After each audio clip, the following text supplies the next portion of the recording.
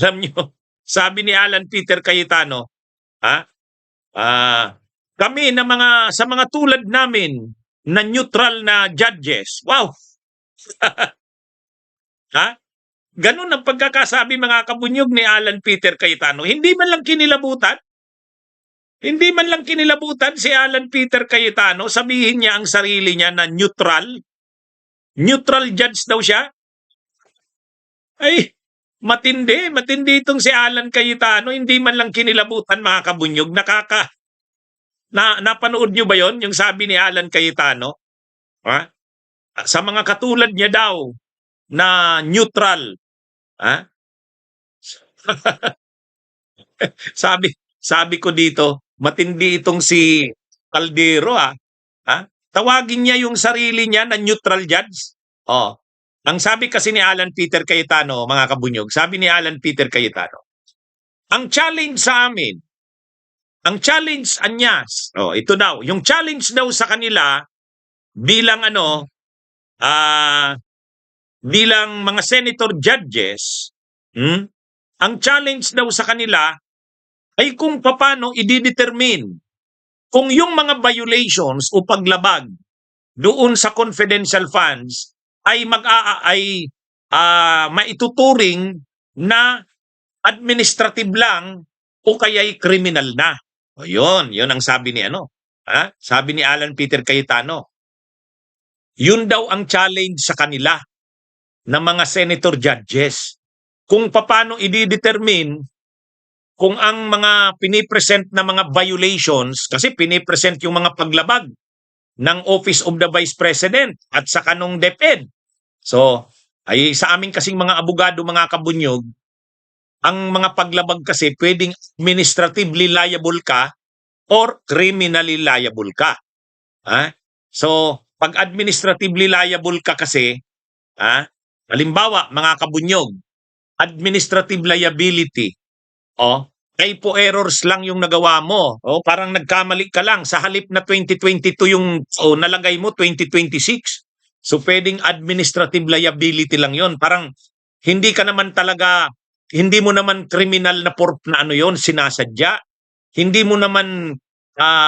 ka naman talaga maliciously, walang malisya doon sa ginawa mo, nagkamali ka lang. Tapos halimbawa si Sara Duterte, administratively, hindi niya lang kasi na-check yung mga tao, pero hindi maayos yung liquidation. Pero ano lang yun? Administrative lang yun. Hindi naman criminal yun. Pag criminal kasi, ay talagang yung mga liquidations na yan, scam, di ba? Yung sinabi nga ni Kapunan, scam. Budol yan, hindi naman totoo yung mga nandyan. Di ba ganon? Ang sabi ni Cayetano, yung challenge daw sa kanila na mga senator judges, paano i-determine kung yung mga paglabag na sinasabi ay administrative lang o criminal. Kasi pag administrative lang, wala kang criminal liability. Administrative liability. Magaan yun. So sabi ni Alan Cayetano, so ang challenge sa mga senator judges, paano kikilalanin yung mga sinasabing mga na-violate ng office ng Vice President at ng DepEd patungkol sa confidential funds, yun ba ay criminal liability na? O baka naman administrative liability ba lang? Yun yung sinasabi niya. Alam mo, ang galing ng punto niya. Kaya lang masusuka ka doon sa sabi niya. Sa katulad kasi namin na mga neutral judges, na ako doon mga kabunyog. Ang pagkakasabi ni Alan Cayetano, ang challenge kasi sa amin na mga senator judges, kung ito bang violation na ito, masyadong mabigat na criminal liability na, o baka naman administrative liability lang. Sabi ni Alan Cayetano, kasi sa mga tulad namin na neutral judges, mayroon nga akong nakitang post sa social media, neutered, hindi neutral. Natawa ako doon.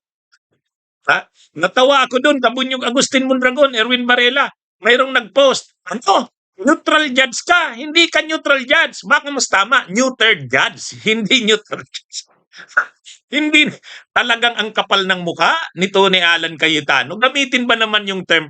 Kasi sa mga tulad namin na mga neutral judges, ay, ah, matindi, mga kabunyog, nakakasuka, ano? Tawagin yung sarili niya na neutral.